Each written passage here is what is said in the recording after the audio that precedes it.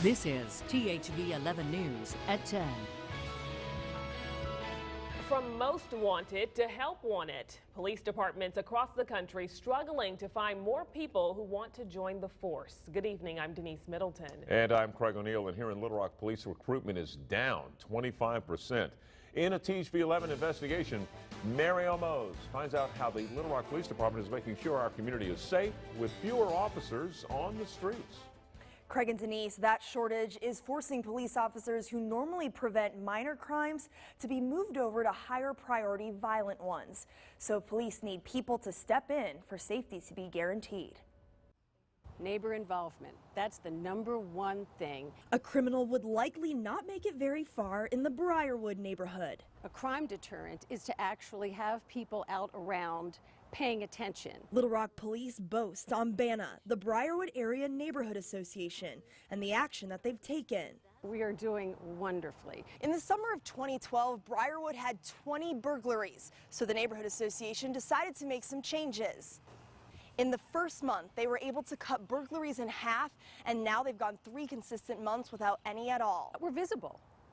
We have our neon fluorescent reflective vests. We have our reflective magnets on our cars and flashing yellow lights. It lets people know we're looking out for each other. BANA, a great example of why police need a first line of defense, now more than ever. We're always going to make the moves that are necessary for us to be able to provide essential public safety. Little Rock Police Chief Kenton Buckner says right now their agency is down 50 sworn-in officers, forcing him to move officers around to meet the highest priority safety need. We had to take COP officers from all 3 of our patrol divisions to help fill some of those gaps, and those folks currently are still in those positions. COP officers are community-oriented police, meaning they target niche neighborhoods, helping prevent crime. But with low numbers, now those COP officers are being moved to high-priority crimes like 911 calls and public danger.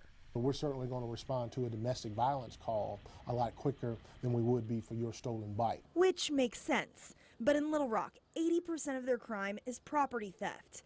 Working with short staff, Chief Buckner is looking to other options to tackle property crimes. Maybe do that via telephone or maybe some online service to do that, because I want to reduce the number of calls that I'm sending officers to that don't involve violent crime. Captain of Police Training and Recruitment Heath Helton says these steps are necessary right now with some of the lowest numbers he's seen. And I can remember when you'd have over 1,000 applicants. You're seeing it get smaller and smaller. The goal is to have 40 in each class, but in the past 10 years, they've only met this goal 3 times. Something Helton blames on a generational gap, saying millennials are hard to recruit. Probably not as lucrative as I went and got a tech job that pays very, very good. Chief Buckner says although recruitment is particularly low, it's never easy. That's always been a difficult sell to ask someone to come in and take a job to put your life on the line every day. While short staff forces officers to shift around, they rely on us to do our part. You have to take personal responsibility for your own property. In other words, don't leave your stuff laying around, don't leave valuables in your car, lock your car. So police can take care of the rest. I think we're doing a good job of managing the folks that we have and then trying to address some of the issues. In Little Rock, Mariel Mose, THV 11 News. And information to get LRPD's help to make your Neighborhood Watch program more successful is under this story on THV11.com.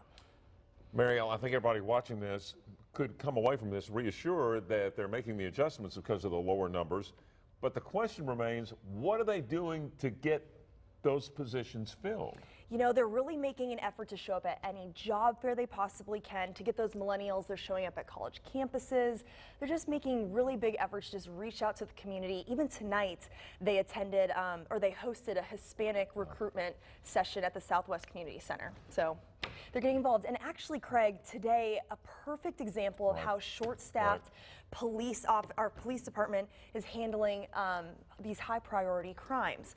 And a standoff that ended in a peaceful arrest in West Little Rock today drew 3 blocks worth of police, SWAT, and negotiators to the scene. Lieutenant Steve McClanahan says 10 patrolmen covered West Little Rock today, 4 of them sent to this standoff, leaving 6 officers to cover everything west of University for 2 hours.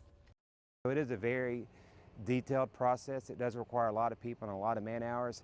But again, I think it's just erring on the side of the caution. We want to make sure that the people are safe and that the officers are safe. Really, numbers are needed to ensure safety. McClanahan says if this standoff would have lasted any longer, they would have pulled officers from downtown and their southwest locations to fill in those gaps. He says, fortunately, those SWAT standoffs are not very common.